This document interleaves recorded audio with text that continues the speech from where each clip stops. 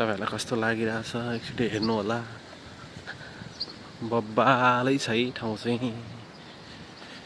साउदीको यो यान्बु हो। खास म चाहिँ जेद्दामा बस्छु, तर यहाँ चाहिँ हामी 25 डेजको लागि चाहिँ यता आएको हो काम गर्नको लागि। हाम्रो रेस्टुरेन्ट चाहिँ अगाडिपट्टि छ हैन।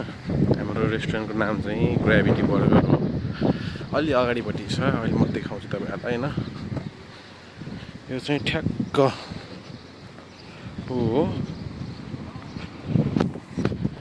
भएन भने चाहिँ फेरि यहाँ बच्चाहरुको लागि खेल्नको लागि पनि छ के। ठुलै मान्छेहरु नि खेल्न मिल्छ यो। खास गरी यहाँ त अब बच्चाहरुको लागि त हो धेरै जसो भनेको। हेर्न बच्चाको लागि सबै कुराहरु बच्चाको लागि छ यहाँ चाहिँ।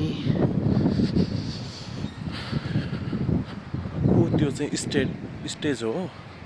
त्यहाँ चाहिँ बेलुका अब नाचगान भइहाल्छ। यहाँ पनि यस्तो छ फेरि हेर्नु होला। रमाइलो छ है, रमाइलो छ। गर्मी चाहिँ फेरि अति छ के। गर्मी सुरु हुने बेला भएछ अब चाहिँ यति गर्मी छ नि अब कुरै छैन के त्यसको लागि चाहिँ। टाउको पोल्छ भने टाउको लास्ट टाउको पोल्छ भने यार सकिदो रहेनछ यो घाममा हिँड्न चाहिँ। हामी अब प्रायः जसो रेस्टुरेन्टमा काम गर्ने मान्छेहरूलाई भित्र बसेर अब काम गर्ने मान्छेलाई बाहिर लास्टै गाह्रो हुँदो रहेछ यो गर्मीमा। यति हिँड्दा नि यस्तो गाह्रो पर्छ। लगभग म 5 मिनट जस्तो हिँड्यो होला।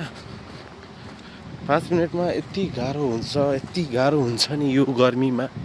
हाम्रो रेस्टुरेन्ट चाहिँ त्यहाँ छ है, यो त्यहाँ ग्राभिटी बर्गर भएको चाहिँ ठ्याक्क त्यहाँ अगाडिपट्टि छ। त्यहाँ साथीहरु पनि गइरहेछ,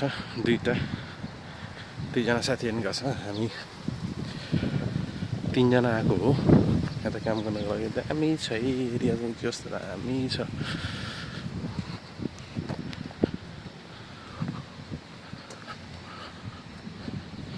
बाटो बिरियो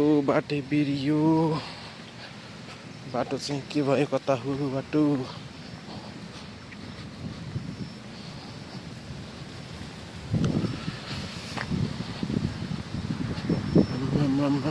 यो यान्बुमा कति गर्मी हो यार।